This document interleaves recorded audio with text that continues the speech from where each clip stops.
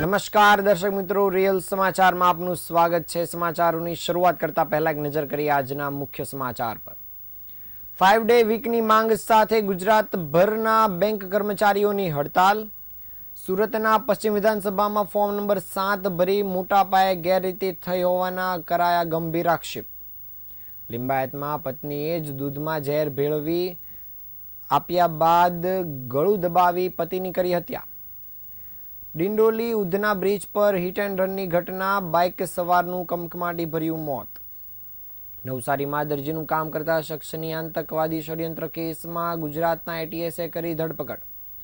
Dandi beach પર પ્રથમ inter district beach soccer ટુર્નામેન્ટનો આવતીકાલથી થશે પ્રારંભ।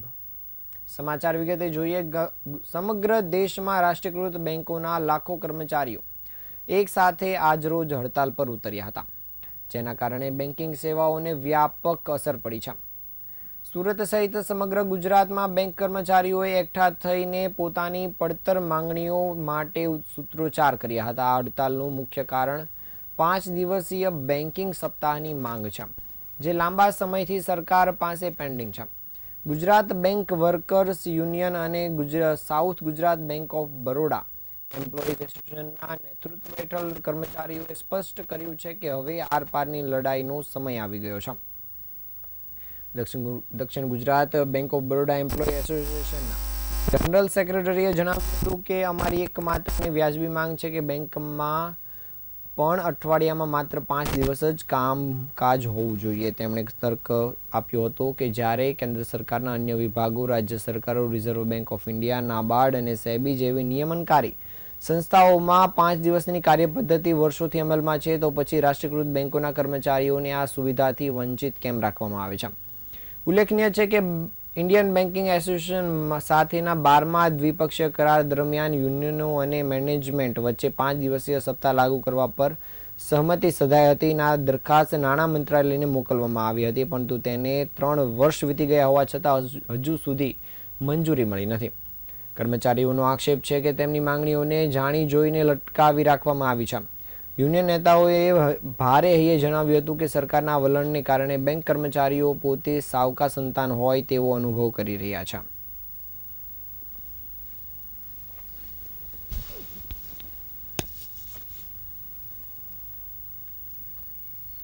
લિંબાયત વિધાનસભા બાદ હવે સુરતની પશ્ચિમ વિધાનસભા બેઠકમાં પણ ફોર્મ નંબર 7 ભરી મોટા પાયે ગેરરીતિ થઈ હોવાના આક્ષેપ થયા છે। સ્થાનિક અગ્રણી શેખ મોહમ્મદ સાહિલ દ્વારા રાંદેર પોલીસ સ્ટેશનમાં કરવામાં આવેલી લેખિત અરજીમાં જણાવવામાં આવ્યું છે કે ચોક્કસ હેતુસર મોટા પાયા પ્રમાણમાં વાંધા અરજીઓ દાખલ કરવામાં આવી છે અને આ વિવાદમાં ફોર્મ નંબર 7નો દુરુપયોગ થયો હોવાની આશંકા વ્યક્ત કરવામાં આવી છે। સુરત પશ્ચિમ વિસ્તારમાં કુલ 9617 જેટલી વાંધા અરજીઓ શંકાસ્પદ રીતે ભરવામાં આવી છે। નવાઈની વાત એ છે કે આટલી મોટી સંખ્યામાં વાંધા માત્ર 22 જેટલી વ્યક્તિઓ દ્વારા જ રજૂ કરવામાં આવ્યા છે। ફરિયાદમાં ભાજપના કાર્યકર સન્ની ભગતનું નામ અને ફોટો સાથેના પુરાવા રજૂ કરાતા આક્ષેપ કરવામાં આવ્યો છે અને સન્ની ભગતે એકલાએ 35થી વધુ બૂથમાં વાંધા અરજીઓ દાખલ કરી છે। સ્થાનિકોનું કહેવું છે કે વ્યક્તિ જે તે વિસ્તારમાં રહેવાસી નથી અને ત્યાંના મતદારોને ઓળખતો પણ નથી, છતાં આટલા મોટા પાયે વાંધા લેવા પાછળ કોઈ મોટું કાવતરું હોઈ શકે છે। જો કે આ બાબતે સન્નીએ કોઈ પણ પ્રકારનું નિવેદન આપ્યું નથી।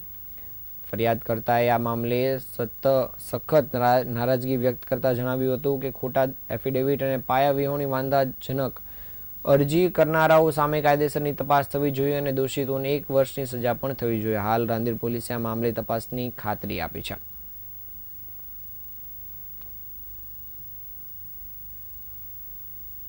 મોહમ્મદ સોહેલ છે। આજ રોજ અમે રાંદેર પોલીસ સ્ટેશન ખાતે આવ્યા છે, જે એસઆઈના 7 નંબરના ફોર્મ ખોટી રીતે વાંધા અરજી લઈને ભરાયા છે, એના માટે અમે લોકો ફરિયાદ લઈને આવ્યા છે। રાંદેર પોલીસ સ્ટેશનની અંદર આજ રોજ અમે લોકો અમારી ફરિયાદ દાખલ કરાવી રહ્યા છે, જેની અંદર 167 સુરત પશ્ચિમ વિધાનસભાની અંદર 9617 ફોર્મ ભરાયા છે અને આ 9617 ફોર્મ ભરવાવાળા આ ફક્ત 22 લોકો છે। એની અંદર અમે લોકો આજે આ સન્નીભાઈ ભગતનો ફોટો સાથે લઈને આવે છે કે સન્નીભાઈ ભગત 35 બૂથની અંદર વાંધાઓ લે છે। અમારા વિસ્તારમાં કોઈ દિવસ આવ્યો નથી, અમને ઓળખતો નથી અને આવા ત્રાહિત વ્યક્તિઓ દ્વારા અમારી સામે વાંધા લેવાય છે, જેની સામે આજ રોજ અમે પોલીસ ફરિયાદ દાખલ કરવા માટે અમારા વિસ્તારના લોકોને સાથે લઈને આવ્યા છીએ। સુરતના લિંબાયત વિસ્તારમાં પત્નીએ પતિની હત્યા નિપજાવી હોવાની ચોંકાવનારી ઘટના સામે આવી છે. પતિ દ્વારા સેક્સવર્ધક દવાઓ લઈને પત્ની પર ગુજારવામાં આવતા શારીરિક ત્રાસથી કંટાળીને પત્નીએ હળદરવાળા દૂધમાં ઝેર આપીને પતિનું ગળું દબાવી દીધું હતું. મૃતકની દફનવિધિ સમયે ભાંડો ફૂટતા પોલીસ દ્વારા મહિલાની ધરપકડ કરી આગળની કાર્યવાહી હાથ ધરવામાં આવી છે. સુરતના લિંબાયત વિસ્તારમાં હૈદર અલી નામના શખ્સનું તેની પત્ની ઇશરત જહાંએ હત્યા કરી હોવાનું સામે આવ્યું છે. પતિની હત્યા મામલે પત્નીએ જણાવ્યું હતું કે મારા પતિ મુંબઈમાં નોકરી કરે છે, જ્યારે મહિનામાં એકાદ વાર ઘરે આવતા હોય છે. ત્યારે તેમના દ્વારા આચરવામાં આવતી શારીરિક યાતનાઓથી કંટાળી જઈને તેમના દ્વારા આ પગલું ભરવામાં આવ્યું છે. જ્યારે પતિના મૃત્યુ બાદ દફનવિધિની પ્રક્રિયામાં પત્ની દ્વારા બિહાર વતનમાં દફનવિધિ કરવાની જગ્યાએ સુરતમાં જ દફનવિધિ કરવાની વાત કરતા આ મામલો બહાર આવ્યો હતો. હાલ પોલીસ દ્વારા પત્નીની ધરપકડ કરવાની સાથે આગળની તપાસ કામગીરી શરૂ કરવામાં આવી છે.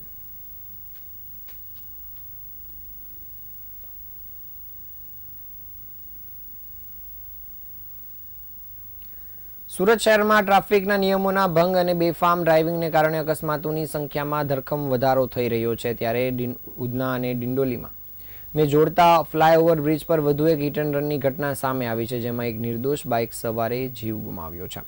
ડિંડોલી અને ઉધનાને જોડતા બ્રિજ પરથી એક બાઇક સવાર પસાર થઈ રહ્યો હતો. તે સમયે પાછળથી પૂરપાટ ઝડપે આવતા એક અજાણ્યા શખ્સને બાઇકને જોરદાર ટક્કર મારી હતી અને ટક્કર એટલી ભીષણ હતી કે બાઇક સવાર રસ્તા પર પટકાયો હતો અને ગંભીર ઇજાના કારણે તેનું ઘટના સ્થળ પર જ મૃત્યુ થયું હતું. અકસ્માત સર્જીને અજાણ્યો વાહન ચાલક અંધારાનો લાભ લઈ ફરાર થઈ ગયો હતો. પ્રાથમિક દ્રષ્ટિએ અને ઘટના સ્થળની પરિસ્થિતિ જોતા પોલીસનું અનુમાન છે કે કોઈ મોટા વાહનને બાઇકને ઓવરટેક કરવાની કોશિશ કરી હતી અને આ દરમિયાન વાહને બાઇકને અડફેટે લીધું હતું. બ્રિજ પર અકસ્માતને પગલે લોકોના ટોળે ઉમટી પડ્યા હતા અને ટ્રાફિક જામના દ્રશ્યો સર્જાયા હતા. ઘટનાની જાણ થતાં જ ડિંડોલી પોલીસનો કાફલો ઘટના સ્થળ પર પહોંચ્યો હતો અને મૃતદેહને પોસ્ટમોર્ટમ માટે હોસ્પિટલમાં ખસેડવામાં આવ્યા બાદ પોલીસ દ્વારા હાલ સઘન તપાસ કામગીરી શરૂ કરવામાં આવી છે.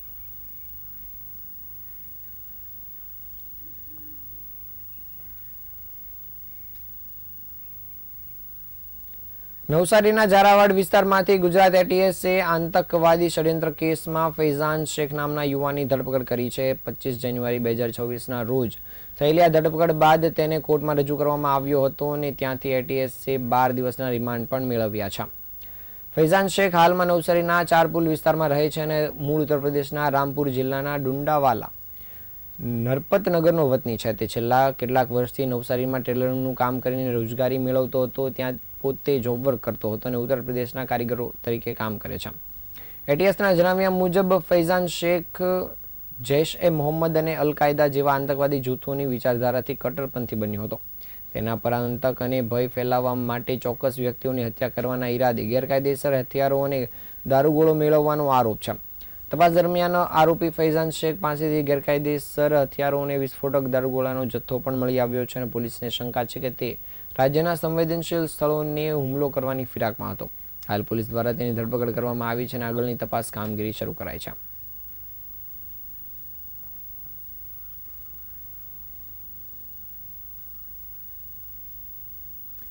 ગુજરાત સ્ટેટ ફૂટબોલ એસોસિએશન દ્વારા આયોજિત પ્રથમ ઇન્ટર ડિસ્ટ્રિક્ટ બીચ સોકર ટુર્નામેન્ટનું આયોજન આવતીકાલથી 1 ફેબ્રુઆરી સુધી થનાર છે.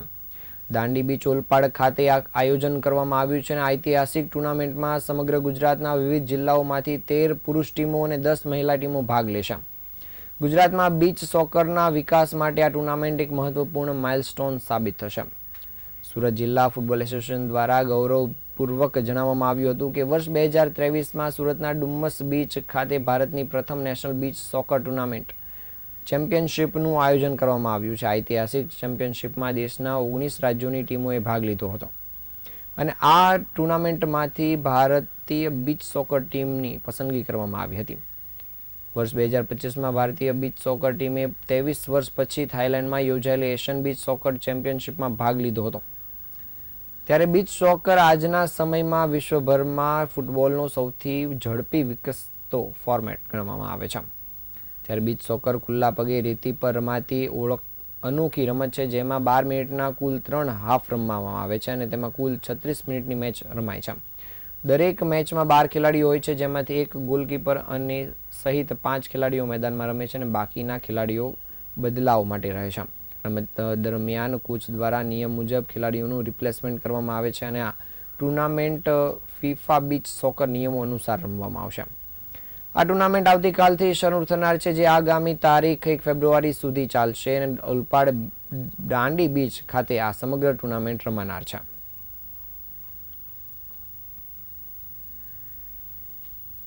આપણો સુવર્ણનો અવસર છે કે બીચ સોકર ટુર્નામેન્ટનું આયોજન જે સ્ટેટ ચેમ્પિયનશિપ છે ઓલ ઇન્ડિયા પર પહેલી વખત આપણો આયોજન થઈ રહી છે દાંડી ઓલપાડ સુરત મુકામે. સવારના 9 વાગ્યાથી આ ટુર્નામેન્ટ ચાલુ થશે 28 તારીખના રોજથી, એટલે આવતીકાલથી, અને રવિવારે 1 ફેબ્રુઆરીના રોજ એની ફાઇનલ મેચ રમાશે. ગર્લ્સ અને બોયઝના ફોર્મેટમાં જુદા જુદા ડિસ્ટ્રિક્ટની ગર્લ્સમાં 9 ટીમો અને જેન્ટ્સમાં 14 ટીમો ભાગ લઈ રહી છે. ફર્સ્ટ સ્ટેજ લીગ સ્ટેજ છે અને ત્યારબાદ નોકઆઉટ સ્ટેજ છે. દર્શક મિત્રોને જે અહીંયા આજુબાજુની શાળાના બાળકો છે, વિદ્યાર્થી મિત્રો છે, તેને મારી નમ્ર વિનંતી છે કે આ એક ફોર્મેટ ફૂટબોલનું ખૂબ જ સારું છે અને જેમાં પ્રોત્સાહન ખેલાડીઓને મળી શકે છે. અને આપણા ઘણા અંગ્રેજી ટુર્નામેન્ટ છે, તો આપ ફરવા સાથે આ ટુર્નામેન્ટ જોવા માટે બી નિહાળશો એવી નમ્ર પ્રાર્થના છે. સુરત શહેરના અમરોલી વિસ્તારમાં H4 આવાસમાં આવેલી ખોડિયાર માતાના મંદિરે માતાજીની શાળગીરી નિમિત્તે ભવ્ય અને આકર્ષક કાર્યક્રમનું આયોજન કરવામાં આવ્યું હતું. છેલ્લા 14 વર્ષથી ખોડિયાર માતાજી અહીં બિરાજમાન છે અને ભક્તોની મનોકામના પૂર્ણ કરે છે તેવી માન્યતા છે. શાળગીરી પ્રસંગે માતાજીની પાલખી સાથે શોભાયાત્રાનું ભવ્ય આયોજન કરવામાં આવ્યું હતું, જેમાં મોટી સંખ્યામાં ભક્તોએ ભાવભેર ભાગ લીધો હતો. શોભાયાત્રા દરમિયાન સમગ્ર વિસ્તાર માતાજીના જય જયકારોથી ગુંજી ઉઠ્યો હતો. આ સાથે જાહેર ભંડારા અને લોક ડાયરા જેવા ધાર્મિક અને સાંસ્કૃતિક કાર્યક્રમોનું પણ ભવ્ય આયોજન કરવામાં આવ્યું હતું. ઉલ્લેખનીય છે કે છેલ્લા 14 વર્ષથી ખોડિયાર માતાની સાલગીરી નિમિત્તે દર વર્ષે ભવ્ય આયોજન કરવામાં આવે છે, જેમાં સુરત સહિત આસપાસના વિસ્તારમાંથી ભક્તો મોટી સંખ્યામાં ઉમટી પડે છે. કાર્યક્રમને સફળ બનાવવા માટે મંદિર સમિતિ તથા સ્થાનિક રહેવાસીઓએ પણ મોટી માત્રામાં સહયોગ આપ્યો હતો.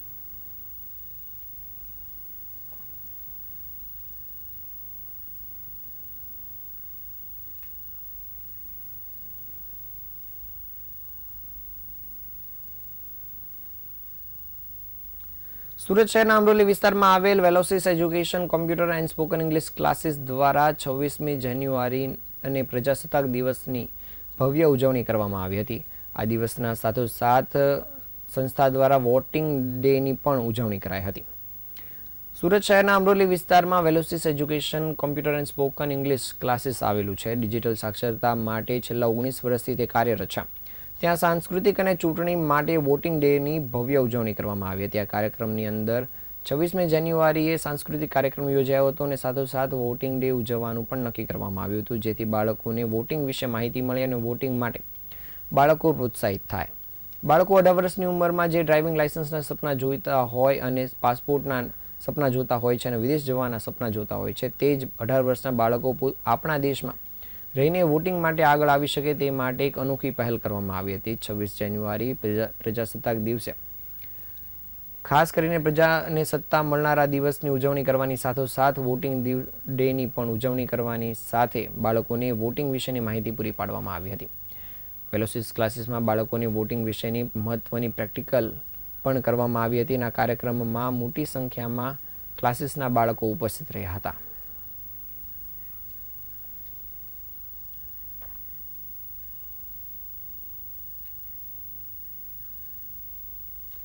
સુરત શહેરમાં સરથાણા વિસ્તારમાં આવેલ શામધામ મંદિર ખાતે 18 વર્ણની આસ્થા અને શ્રદ્ધાનું પ્રતીક ગણાતા સત્તાધારના સંત શિરોમણી ભક્તભૂષણ શ્રી શામજી બાપુની 43મી પુણ્યતિથિ હર્ષભેર ઉજવણી કરવામાં આવી હતી. આજ રોજ મંગળવારના રોજ ભવ્ય શોભાયાત્રા સાથે પરમ પૂજ્ય શામજી બાપુની 43મી પુણ્યતિથિ શામધામ મંદિર ખાતે હર્ષોલ્લાસ સાથે ઉજવવામાં આવી હતી. સવારમાં શામધામ મંદિર ખાતે પૂજન વિધિ, સંતોના સામૈયા બાપુની તસવીરને રથમાં બેસાડી સમગ્ર વિસ્તારમાં શોભાયાત્રા યોજવામાં આવી હતી. તેમજ બપોરના રોજ મોટી સંખ્યામાં શ્રદ્ધાળુઓએ ભોજન પ્રસાદ પણ ગ્રહણ કર્યો હતો. આ કાર્યક્રમ દરમિયાન અતિથિઓ તેમજ દાતાશ્રીઓ, મહેમાનો, શામધામ મહિલા મંડળના બહેનો, યુવાનો અને દરેક સમાજના લોકો આ તિથિમાં ઉપસ્થિત રહ્યા હતા. શ્યામધામ મંદિરના પ્રમુખ રમેશભાઈ યાદવ અને તમામ ટ્રસ્ટીગણ તેમજ સામાજિક સંસ્થાના સ્વયંસેવકોએ આ કાર્યક્રમ દરમિયાન ખૂબ ભારે જહેમત ઉઠાવી હતી.